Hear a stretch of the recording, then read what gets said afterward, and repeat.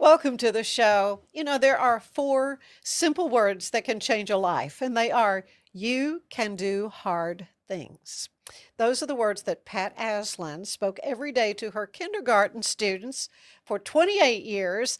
And these are words that she backed up with love and care and encouragement and a gentle kiss on the top of the head for these precious kiddos. Well, after she was diagnosed with breast cancer, the message she poured into so many of her young lives became a source of her own strength in that 7 year fight. Even her 3 year old grandson would remind her, Nana, you can do hard things. Well, after her passing, her sweet husband, Terry, wrote a children's book to carry her message forward. And it is one that we're going to be talking about today. It is You Can Do Hard Things. Yes. And it is a delight to meet Oh, thank you you, Ann. again. We Yes. had a chance many years ago. I say you hang around Waco long You enough, do. you're going to meet You everybody. do. You do. But Waco is still a small town. it is a Yeah. small town. That's right. Always be careful what you say about anybody because somebody's going to know somebody else, and it will get Absolutely. back to them. But this precious book, the impetus for writing it, tell me about that. It was born. The idea was really born many years ago. My wife, Pat Aslin, passed last coming up on a year. February Oh, the it's still very. 16th of she passed February 16th of 2025. So we're coming up on Yeah. a 1 year anniversary. My condolences. Well, I thank you know. very I mean, much. it's still very fresh. Yeah, I'm oh, very sure. much Yeah, so. yeah, yeah. Very, very much so. Um, and she was a legendary kindergarten teacher in Gatesville. I mean, she was the top of the top. Everybody wanted her, Oh, yeah. requested, on and on and on. But she just had such a unique ability to touch lives. Not She wasn't just their kindergarten teacher. Once you had her for life. And one of her mantras that she used every single day and with our own children Hmm. taught the kids you can do hard things.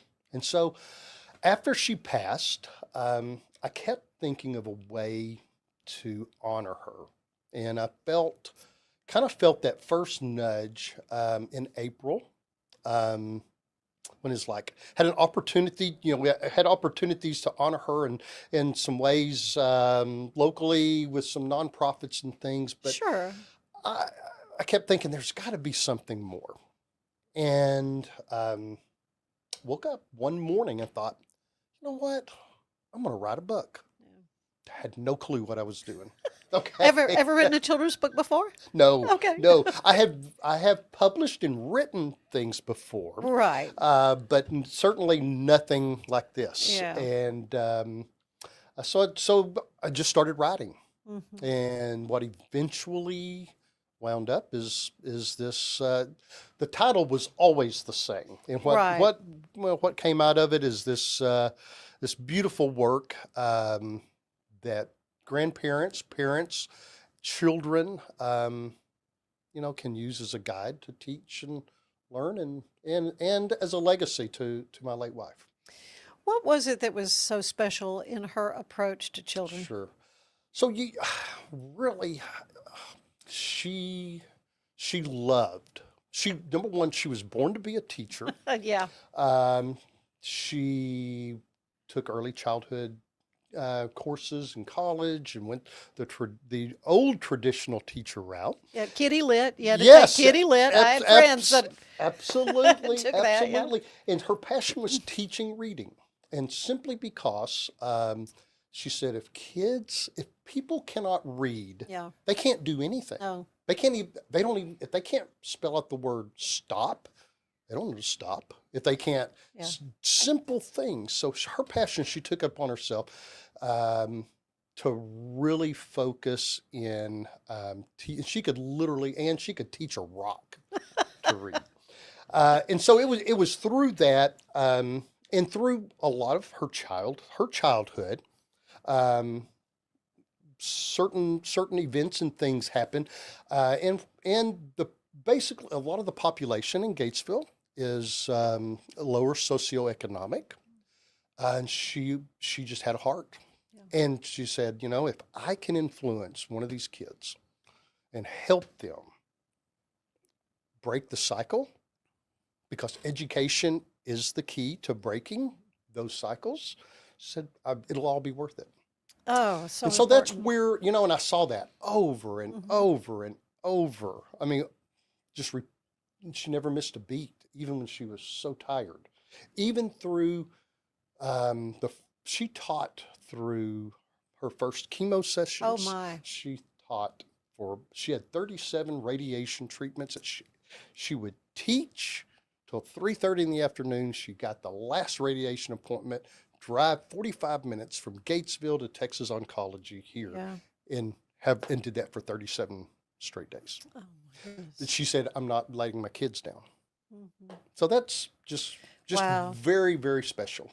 Well, she'd kiss each one on the top of the Yeah, head. you Tell know, me about so that. yeah, so I learned this before we had kids, and she was teaching kindergarten.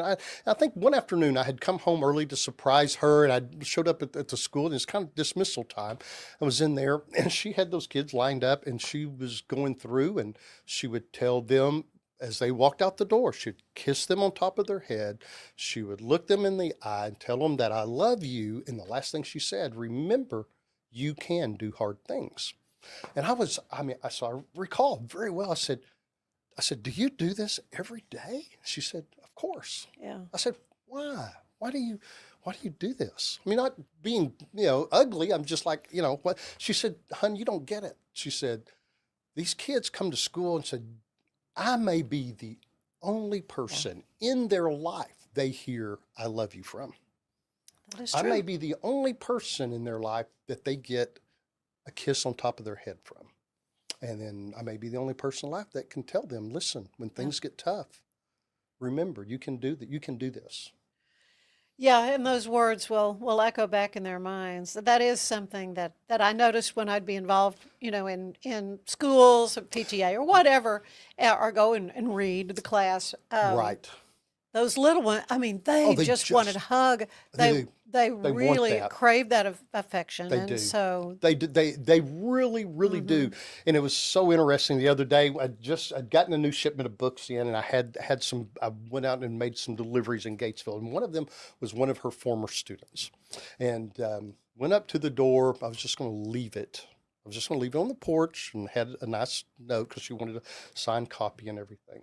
And she comes. I remember her very well. She was like in Pat's second class she Oh had my, in yeah. Gatesville. Hmm. So I'm walking off, and she saw me on the ring camera, and she comes out the door, and she just came up and just grabbed me and just hugged. I mean, Gatesville's very small. Waco's small, but Gatesville's very No, small. right, But she just hugged me, and we sat there and we both just cried. right. And she just went on about how she said, how much Pat influenced her life and Mhm. how her life is so different today because of a lot of those life lessons. And that's true. Every teacher, and it's not just Pat. Every teacher has they have so much ability to touch and change lives. It's amazing. Mhm. And for the most part, yeah, I'm sure yourself and I mean, I can think back and going through school, and I have my teachers that made such an impact Oh, on me. yeah, no question about it. The ones that it's a calling for them. Absolutely, you do. It's their life's work. And then there are some that You, they're just going through the motions. they're You know. like anything, Yeah. but Yeah. Well, when she was diagnosed yes, then with breast cancer, mhm. and it was many years that she fought She did. She this. was actually she was diagnosed in May of 2017. Um, and I know we have three children of our own, and we didn't immediately tell our children Hmm. until we kind of knew, a little more of what was going to take place.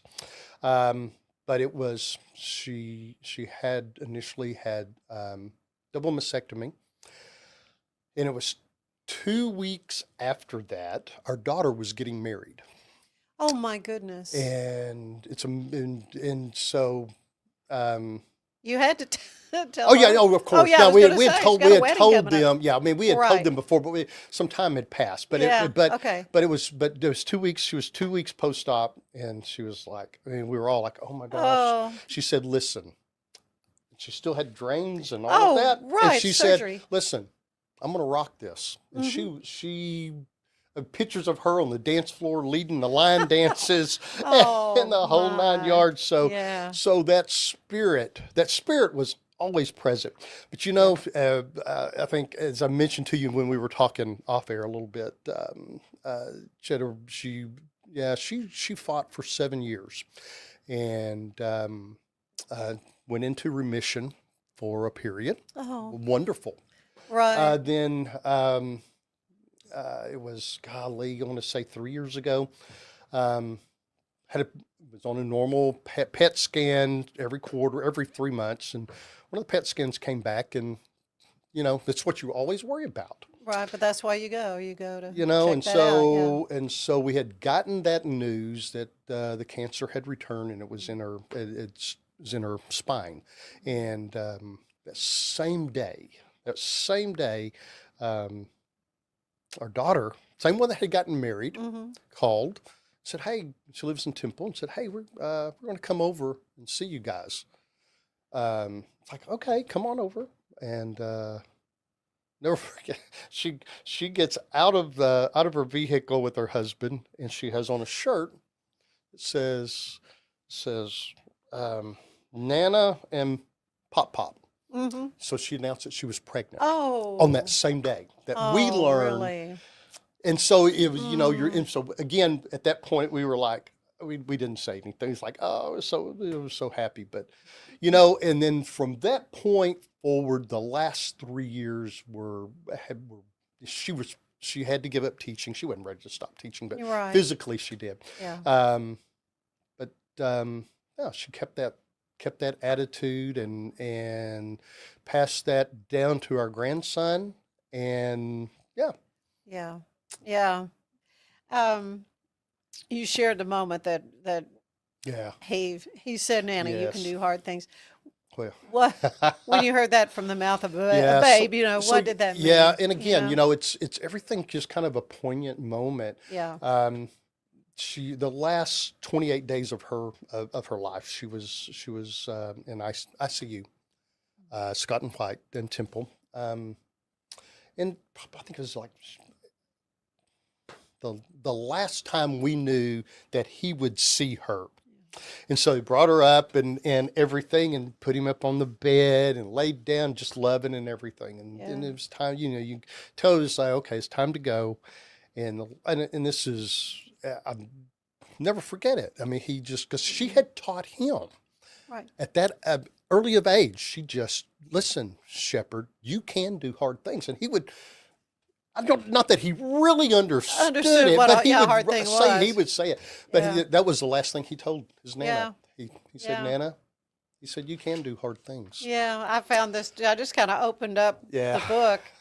For 7 years, she was Yeah. brave. She fought. She smiled. She kept on loving. And when she grew tired, her children whispered Mhm. back, you can do hard hard things. things. And so Absolutely. I mean, actually document this is real Do. life. It is. And it is something that children sometimes have to deal with Oh, gosh, and yeah. understand. And so I know writing the book had to have helped you in the process of grieving. Talk a little It bit to did, that. yes. So, still being fresh and new, we were married. We were together for 42 years, married 40 years of that. Mm-hmm. My best friend, and was it perfect? Nothing's perfect. And if you're married long enough, the bottom line is if you're married long enough and you get into a little disagreement, you say, "Are you going to divorce me over this?" And she said, "No." I said, "Okay, No, we're okay, fine." that's right. But Then but no big yes, deal. it is. You know what? Once I started the process of writing and then really seeing it, I remember the first rough draft I got, and it just the way that I felt is Yeah. like, oh, this is, I do personally, when I first started, I didn't realize it was going to be as healing for me. But it has been, and Yeah. now, and I didn't really know how well the book would, I really didn't have any intention of it, of being a big Right. thing. Right. It was, I wanted something for a legacy for close friends and Mhm. my family, and it's turned into a little bit bigger deal than that. Yeah, and you've got a big book launch I coming do. up on Saturday. So tell me Do. about that. Yes, Saturday here in Waco at Starbucks across from HEB on Hewitt Drive. They are graciously hosting me from 10 a.m. to 12. I will have books available to purchase. I have and will be available to sign copies and just visit and share more of the story Yeah. about Pat. So that is the first launch here in Waco, and so I'm very excited about Saturday. It's going to be great. Well, it is going to be wonderful. You Can Do Hard Things Yes. by Terry Aslin. And it's a beautiful book, and it's a wonderful thing to have in your library for your kids or grandkids, for sure. Thank you so much Oh, thank you, Ann. I for appreciate sharing it. with us. Sure. Stay with us. There is more of the show ahead. We'll be hearing from Jennifer Snyder from Neat as a Pin. She will help us get organized in our homes. Yeah, we all need a little help with that. So stay with us.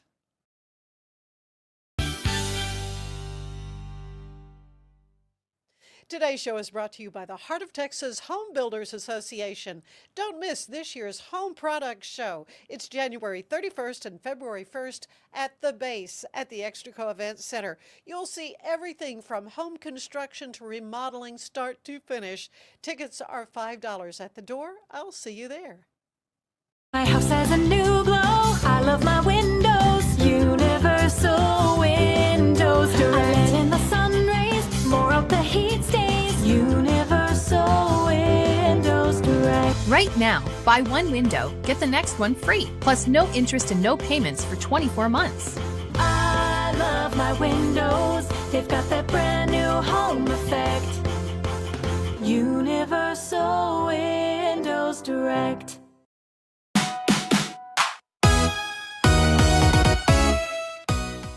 Dichotomy Coffee and Spirits, a downtown Waco establishment, has operated both as a coffee shop and a cocktail bar for 12 years, but they posted that they will soon close their bar service at the end of January. The coffee shop portion of the business will remain open, but until the end of the month, they are offering 20% off all alcohol sales, including their top shelf items. Help Dichotomy close this chapter with a cheers to cheaper liquor. You can join the Lee Lockwood Library and Museum on Saturday, February 28th for the Stars Over Texas Jamboree, which is a family-style musical jamboree held quarterly at the Lee Lockwood Library and Museum. This is their first ever double header with a matinee show at 2 p.m. and a 7 p.m. evening show. Reserve tickets are available online Reserve tickets are available online and in person at Lee Lockwood Library and Museum during their business hours, all starting at $16. There will also be first-come, first tickets available the night of the show. There are pre-shows for each performance that will begin 15 minutes before curtain call. Also, concessions will be available for both. Be sure to check it out and more with Act Locally Waco. I'm Elizabeth Riley. Be sure to subscribe to our newsletter to find out more happening around you, and I'll see you later.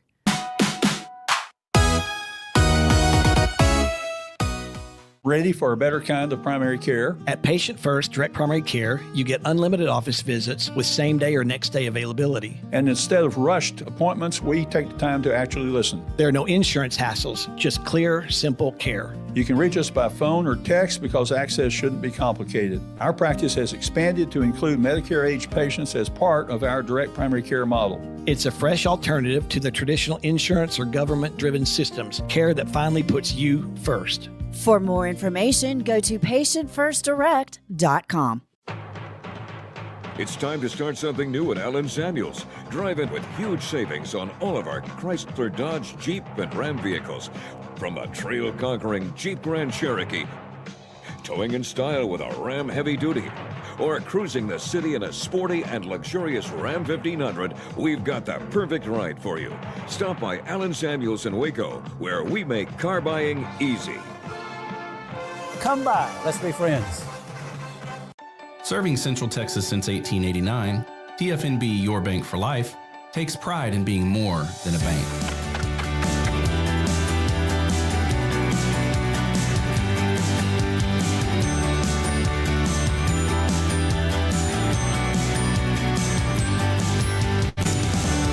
TFNB, we remain committed to these principles.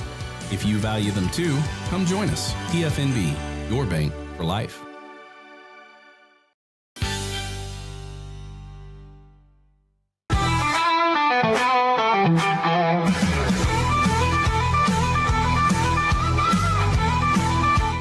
Speaking of New York, this song's written about my time there, about a guy who played a guitar in the subway station of the 19 subway.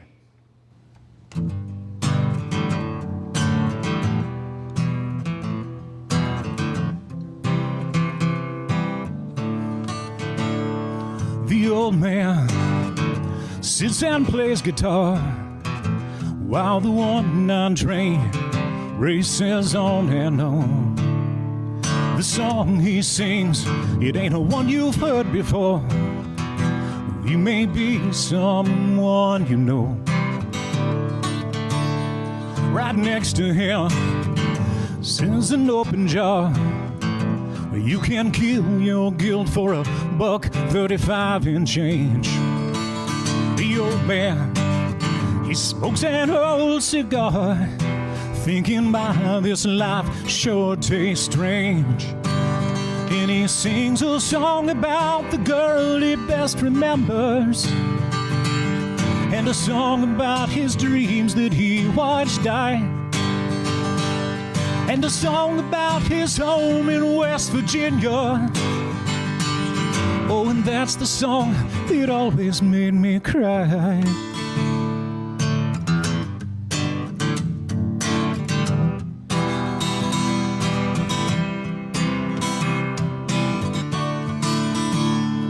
Canal Street, the train operator says, won't you step aside and let those people off the train? We get up, go up to work, and come back down and go back home, so that tomorrow we can do it all again. And he sings a song about the girl he best remembers, and a song about his dreams that he watched die, and a song about his home in West Virginia. Oh, and that's the song that always made me cry. And I cried for his loneliness, pretending not to know. And I cried when they closed his case and nobody showed. And from his lifeless face dripped his lines, and I wept as they leapt onto mine.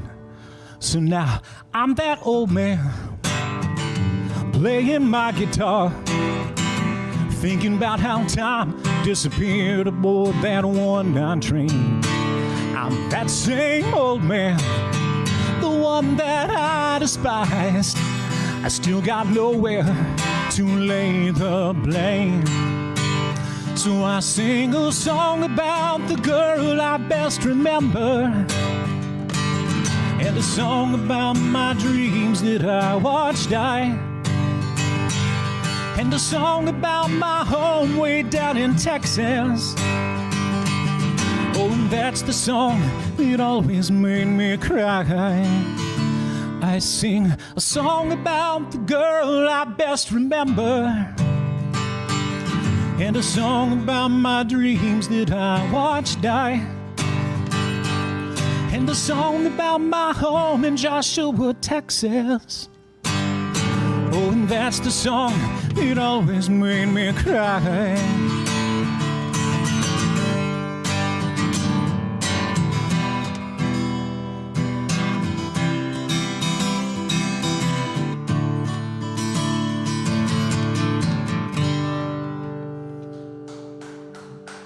Thanks.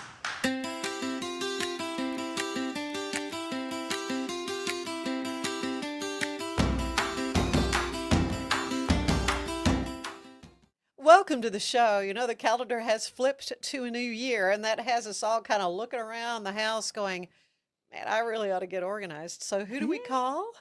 We call Jennifer Snyder, neat as a pin. Yes, ma'am. My expert on organizational skills. And Happy New Year to you, Happy my New friend. Year. I'm happy to be here. Yeah, so is your phone just ringing off the wall?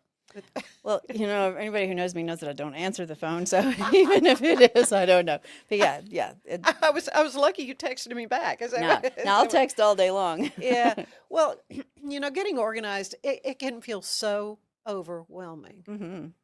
So when I texted you about this, because I said it's the new year, it's kind of perfunctory. You do that, getting in shape, getting the house organized. It's just something everybody wants, a little reboot at the beginning of the year.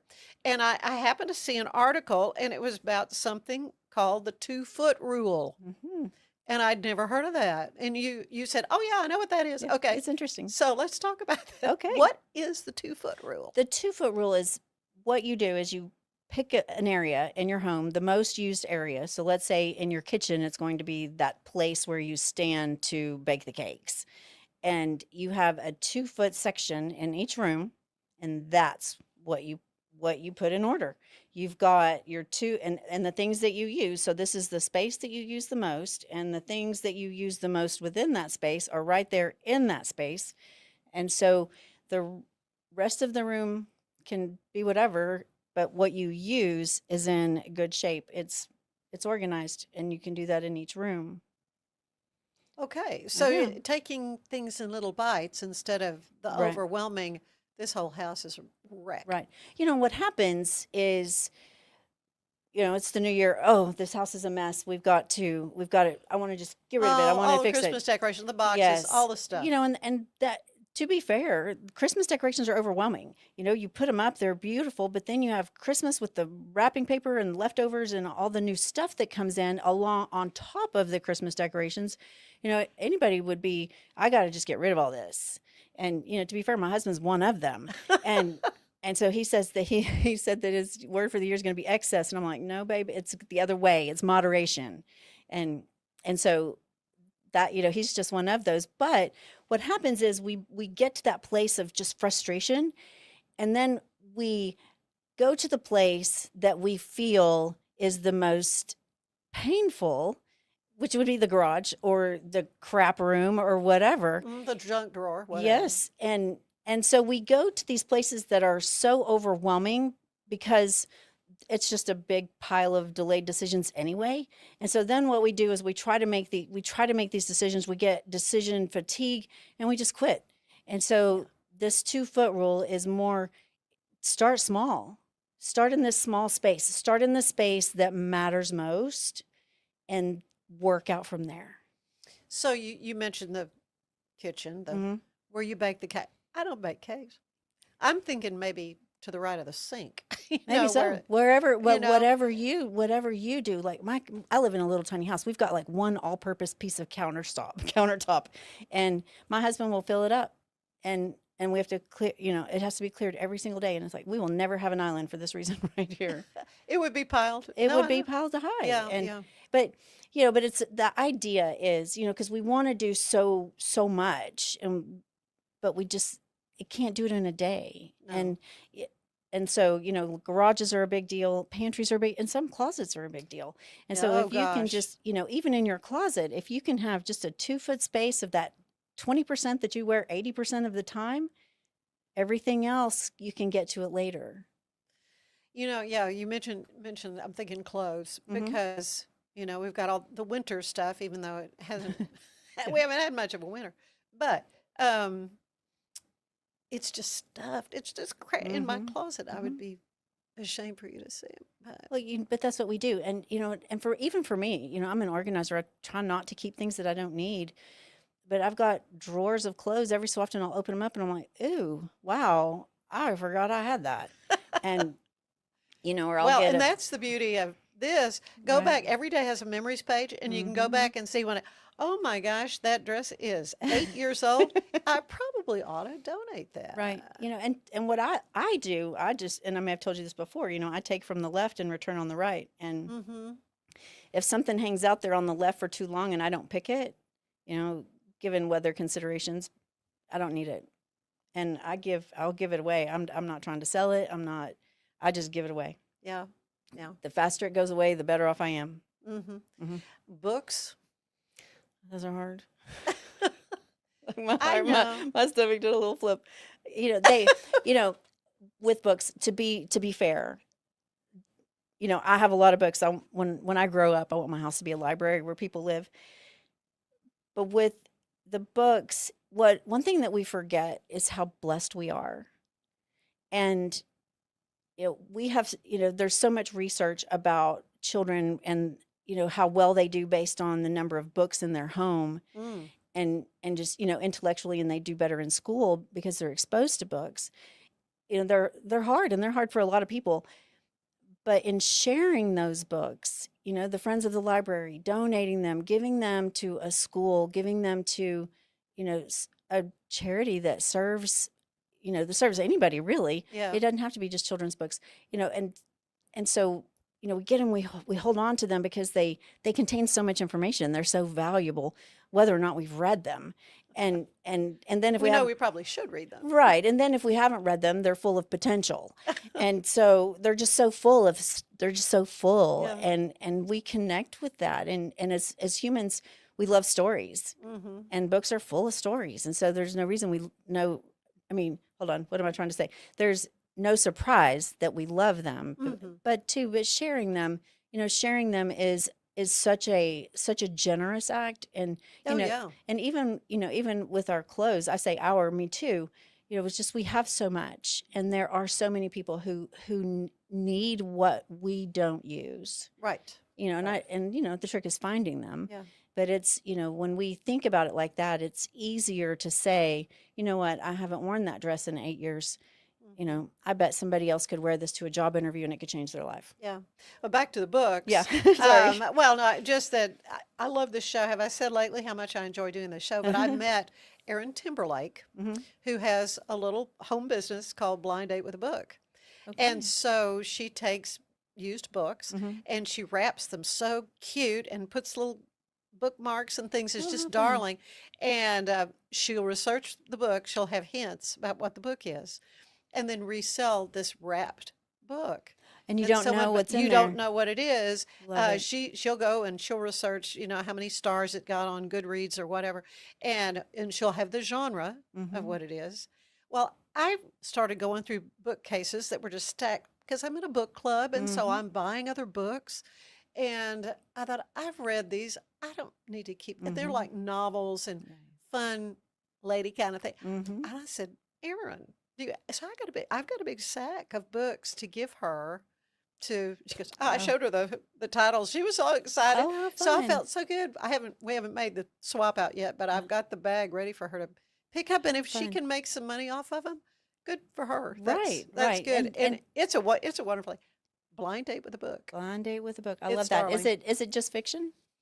Well, it could be a lot of different things. I don't know. She brought 3 different examples of what she did, but what a I love that. clever way. And I said, did you come up with this on your own? She goes, no, I read it on Pinterest. So she just took an idea and ran with it, Right. and to reuse things. And I think that's what we all like to see, that the things that we've invested in Right. could go on and do some good. Right. And Container Store, everybody wants the Container Store. They want the bins and they want the baskets. Right. But sometimes it's more fun to use what you already have in a way that's creative and clever. And I understand that not everyone is gifted in that way. But let's say, like for me, I have my grandmother's china, and I've got like 8 sets. Of right. And so that is my big weakness. I can't. It was in the hutch when I was a kid. I and, know. It's a we couldn't touch it. It was so right. precious. It's a nostalgic. And so it wasn't used. No, not very often. But instead I use one of the small little bowls for my rings at bedtime. Oh. or the big serving bowl, it has has the fruit, or it has things in it. And so I try to especially like my grandfather's ladder that my husband found in the garage, we have books on it. And Oh, yeah. and so especially with our sentimental things, if we can somehow put them to good use so that they're not just collecting dust somewhere for us to declutter in January, it's Yeah. that's helpful to help. So just, and it means something too. Um, so what are you seeing most often when clients reach out to you and want help for organization? Is there like a theme that you see, or everybody's story is different? Every story is different. Every story is different. We get a lot of, I can't find my clothes. I spend too much money on my clothes. I can't find them. I need rebuying things that, right. Well, that you already have. Or I've made such an investment in my clothes and I can't see them in my closet. I need you to come fix my closet. Right. We get that, or oh my gosh, my kids have been home for a month. Come fix what they've done. It's those things, but it's also I get a lot of calls from people with ADHD who are like I just don't know how. I just can't do it. And so, we can work with them and try to help them come up with a way that they can reorganize their home so that it works for their brain, instead of looking at Pinterest and say, my house has to look like this, but it never will. It can't. Yeah, it's just not possible. Yeah. And for someone to come in and say, I see you and I understand why you're having these struggles. There's so many people are just like, oh, wow, thank you. Like no one has ever said that to them before. And that's important. Well, when you I'm sure have dealt with extreme situations, hoarding situations and all that, which is just a mental psychosis. I mean, it's a real deep-seated trauma causes. Right. That's just not normal behavior. But you have been real interested in these neuroscience type issues that affect how people, how they function in their home, for sure. Right. And it's just, and it's the prefrontal cortex, it's the planning, it's the executive function. It just doesn't, it's not that it works incorrectly, it just works differently. And so what we myself included, we try to put ourselves into this box that's of expectations for the neurotypical world. But when you're neurodivergent, that, it's hard, and you are always swimming upstream. And it's just, about changing your own expectations and just being happy. This is what I'm capable of doing. So this is what I can do. I'm going to do. And I'm going to be okay with that.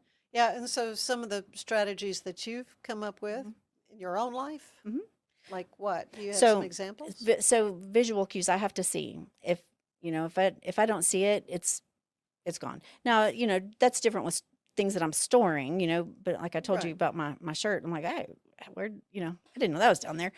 But for example, if I need to take something with me when I leave the house, I have to put it on the floor in front of the door so that I can't get out of the house. I have the end of the counter, before going out. Well, my phone. I mean, and I this, with my notes and stuff. I have to make it so that I literally cannot leave the house without it, right? Or I'll forget it. Yeah, and I do too. I do a lot of habit stacking, where if I do one thing right after the other, and I do them in the same order every time, so that if for example, if I put on my earrings and brush my teeth at the same time.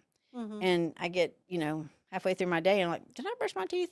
Then I can, if I have my earrings on, then I know I brush my teeth because I do them together. And so then if I want to try to do something new, as I'm aging and I've got more things I'm supposed to be doing with my skin, instead of just trying to do something new, I can stack it onto another habit that I'm already doing and get it done. And there's little things like that where, you just trick your brain into doing the things. Yeah.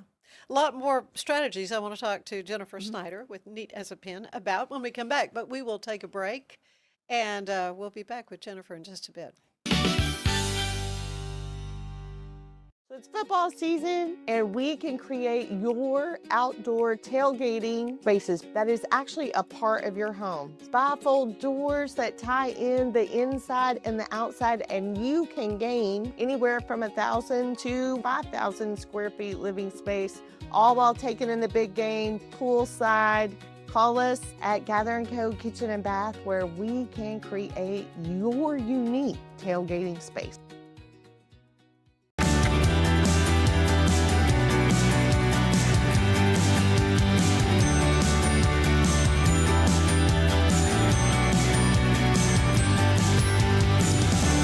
TFNB, we remain committed to these principles. If you value them too, come join us. TFNB, your bank for life. Today's show is brought to you by the Heart of Texas Home Builders Association. Don't miss this year's Home Products Show. It's January 31st and February 1st at the base at the Extraco Event Center. You'll see everything from home construction to remodeling, start to finish. Tickets are $5 at the door. I'll see you there. Ready for a better kind of primary care? At Patient First Direct Primary Care, you get unlimited office visits with same-day or next-day availability. And instead of rushed appointments, we take the time to actually listen. There are no insurance hassles, just clear, simple care. You can reach us by phone or text because access shouldn't be complicated. Our practice has expanded to include Medicare-age patients as part of our direct primary care model. It's a fresh alternative to the traditional insurance or government-driven systems, care that finally puts you first. For more information, go to patientfirstdirect.com.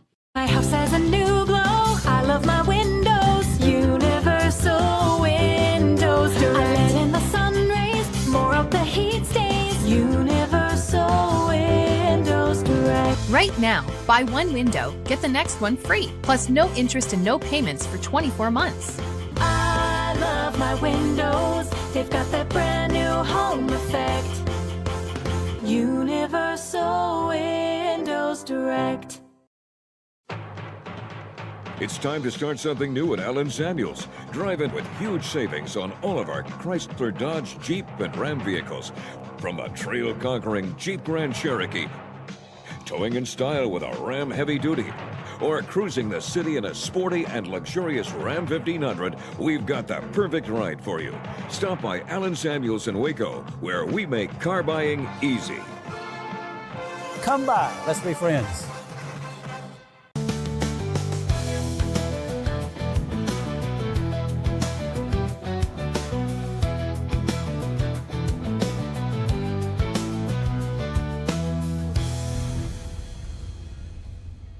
At Mitzi, we believe the right light can transform any space. Mitzi has the perfect design for you. Beautiful, well-made lighting without the high price tag. Discover your perfect light at Mitzi.com. That's MITZI.com. Mitzi.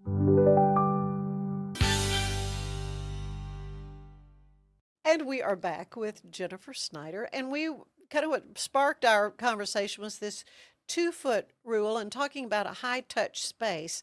So how does one actually determine if something really belongs there? Depends on how often you use it. Okay. So strictly because, I mentioned Daily. that space. I've got an air fryer, and a lot of people they don't want any appliances sitting out on their counter. But, we use that relatively often. So it's like, it's okay there. So how many times a week do you use it? Probably 5 or 6. Then I'd say it deserves a place on the But counter. I also have the big honking mixer, speaking of cakes, that I don't bake. And it's kind of in a back corner. Then that can go to the pantry. Yeah. It's just so heavy when I do want to get it out. It's like, they weigh a ton. They do it. Yeah. And I made the mistake of putting mine on a top shelf once. And, oh, gosh. Something, but too, if it is heavy and just depending on the configuration of your kitchen and your pantry, there's just a little rolling cart. Yeah, I got to thinking maybe on the floor. It would be okay on the floor.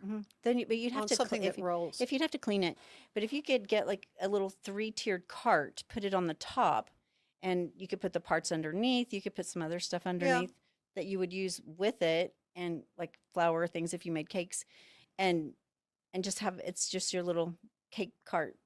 Yeah, but do you hold to the rules like No appliances out, or those kind of things. No, I feel like if you use it, it needs to be out. Mhm. And then if you want to entertain, if you want to have a fancy party, then you can put it away. Yeah. But it's just not efficient to, especially with the big mixer. If you use it 2 or 3 times a week, it needs to stay out. Whereas, I use my blender to make smoothies. Mhm. And while it's not in our primary counter space, it's over here by the drain tray. It's out of the way, but it's where I can use it. Right. And I can get it easily. And that's really the heart of organizing, is having the things that you use frequently accessible. Mhm. And that's the function of it. But then the form comes later with the making it look nice. But first it has to work, and efficiency is really the whole point. Sure. Can you walk us through what clear, edit, and reset might look like? So clear is go away, right? So you take it away, and you That could start be given away. Well, or you just start put with the fresh. away, You or- start with the fresh space. Okay. So let's say your kitchen counter, Mhm. and we wanted to apply the 2-foot rule to your kitchen counter.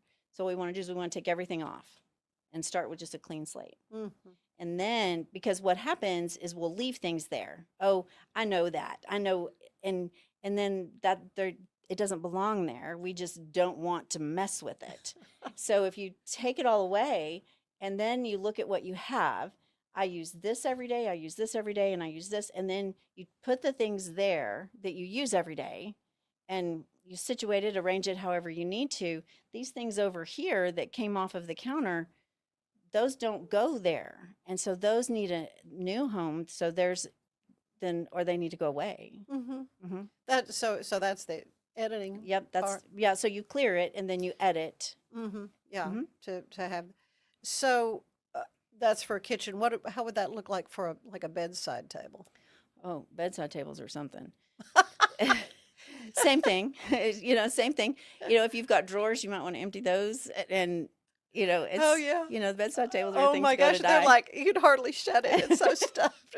And two, if the way I see a bedside table is, for most of us, the bedside table is the last thing we see at the end of a day. Mhm. And for some of us, it's the first thing we see in the morning. It's how we end and start our days. Yeah.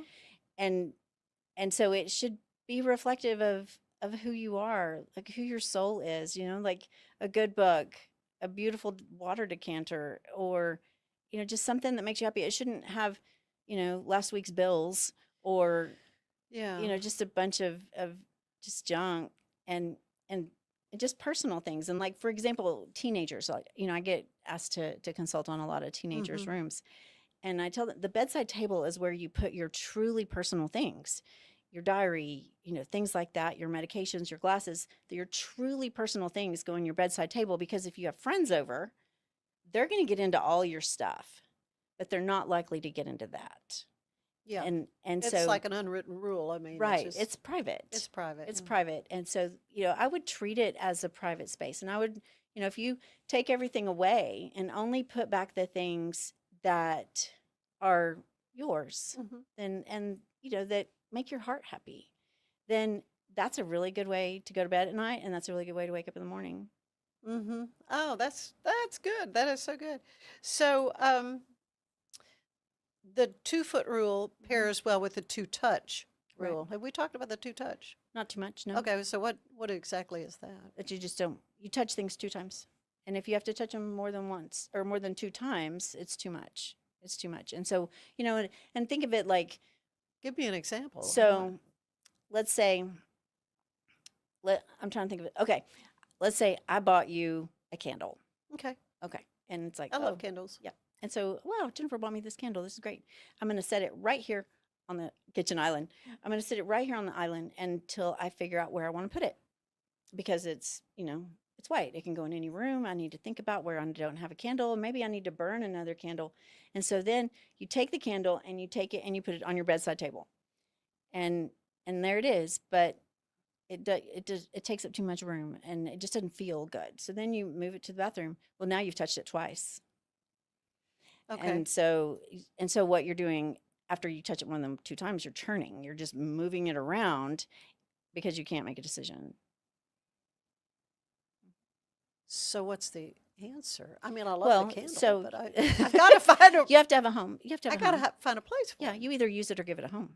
Okay. You know, you bring it in. Okay, here's the candle. I'm not ready to use it right now. I've got a candle cabinet. I'm going to put it over there. Right. 2 times. Yeah, and once you burn up the one that's Mhm. halfway done, then Right. pull it out and Right. okay. You know, and as long as they're, things have a home and giving them a home where you would look for them. Hmm. So a lot of people worry that they won't keep it up, Mhm. keep things going. How do you help clients build systems? We touched on a little bit that are realistic and sustainable. So first you have to keep up, not catch up. Okay. And so if you get behind, let's say you have a functional, great system and you get behind, don't try to catch up and do all the things. Just jump in where you are now and you can sweep some of the stuff behind you in later as you go, or, and back to, I tell you I'm a neuroscience nerd, but, our brains change. The same, when I started my organizing business, my brain of my own personal things I don't do things the same way that I did then because I have Really? evolved. And it, and if you think about it, when we're in our early 20s, we have little kids at home, I did things differently then. And so than I do now. And when 20 years from now, I'll do things even differently, because our brains are always changing and evolving. And so we just need to be flexible and realize that one system is not going to be the system for life.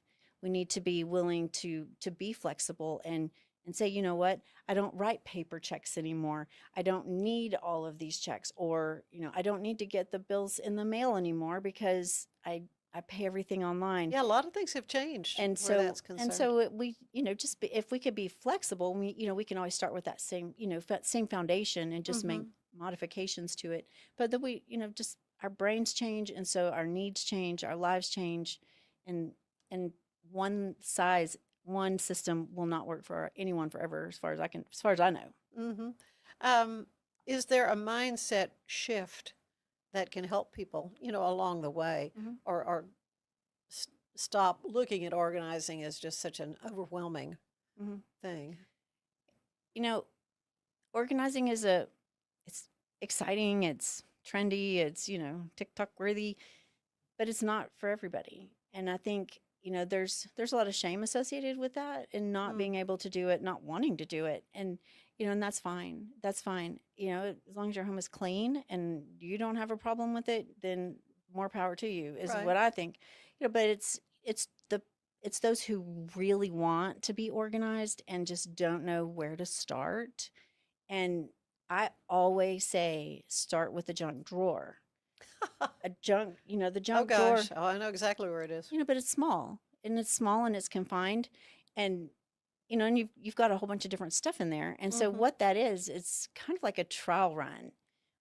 You have to sort, this is, dog stuff and iPhone chargers and it's the sorting. And then, and from there, okay, I've got this many iPhone chargers. I probably need a tech drawer. I need a phone drawer. Ooh. And so then you can say, okay, so I've got 14 junk drawers. One of those can be Just rename it. just the tech drawer. Right. And, I am a big fan of naming all the spaces. The sillier the names, the stickier they are. But, if you have a phone swag drawer, then, that's where the cases go. Oh, I was going to say, what does that So mean? that would be that would be the chargers and the the little protective cases and Yeah, some people have the more little than one. That glass. fashion, turn them into purses or whatever. Yeah, you buy the protective glass and there's like 3 pieces in there, so you've got extras. Yeah. And so then all the phone stuff goes in there. The dog leashes and all that go in the dog drawer, and so you're able to see, and to some degree, it's if you give a mouse a cookie. So here's this, and now I need the tech drawer, so I'm gonna have to empty this drawer and put this over here. But over time, you're figuring it out. And then hopefully the more you look at this other stuff that you don't really need and you don't want to make the space for it. You don't want to make the decision about it. So then you just don't need it. Oh, I'm just thinking of things like notepads. Oh, yeah. Gosh. Yeah. Why did they multiply? Yeah.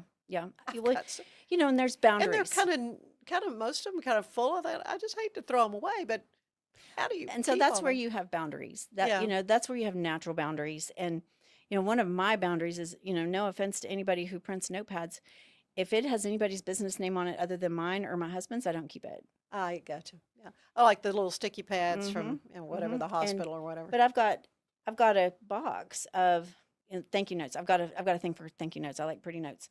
And I've got a box in my office that I can have thank you notes. And when that box is full, I can't buy anymore. And if I do, I either have to take them back or I have to give them away, or I have to give away some of them that I have if I don't like those as much. And so which makes a nice gift, really. The containers become boundaries, and they limit what you can have. And I don't want a second container of thank you notes. I mean, good gravy. I couldn't send that many thank you notes in a lifetime. But I've got this box and it's confined, and even if I never send a thank you note and I just keep buying them, at least I'm looking at them and blessing others with them as they move through. Oh, golly. Some encouragement. What encouragement do you give someone who's like, I'm going to get started with it? Start small. Yeah. Start small. And two, it's super important to remember that you can't organize clutter. There's people who want to organize but not declutter. I don't want to get rid of anything. I just want to make it organized. If you have more stuff than will realistically fit into your space, you will never be organized because you're always going to spill over.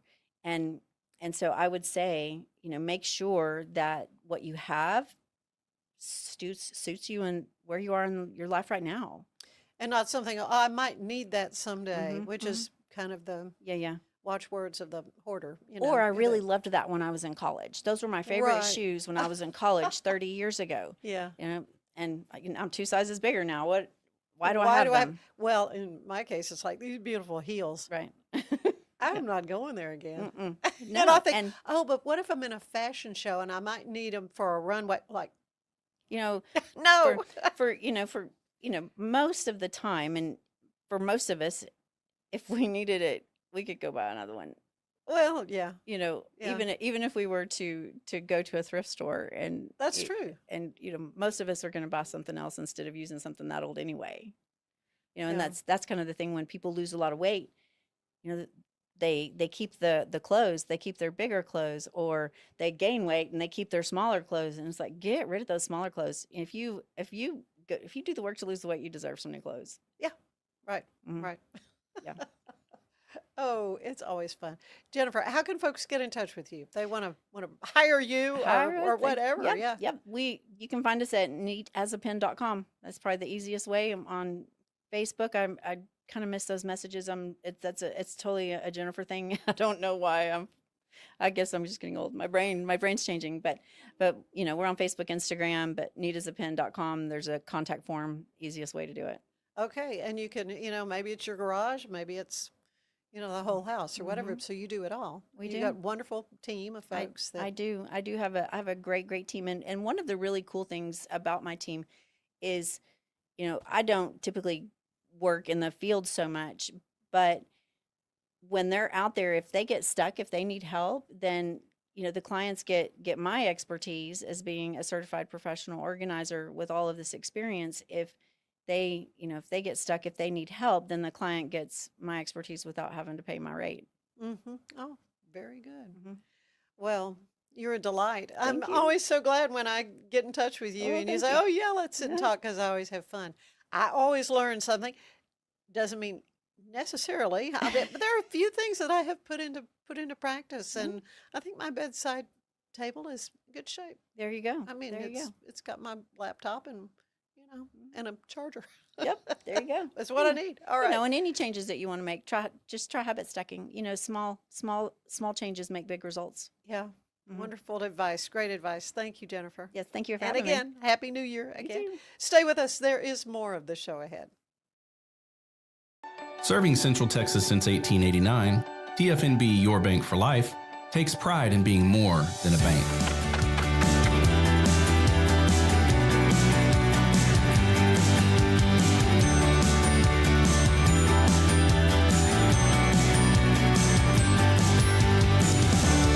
TFNB, we remain committed to these principles.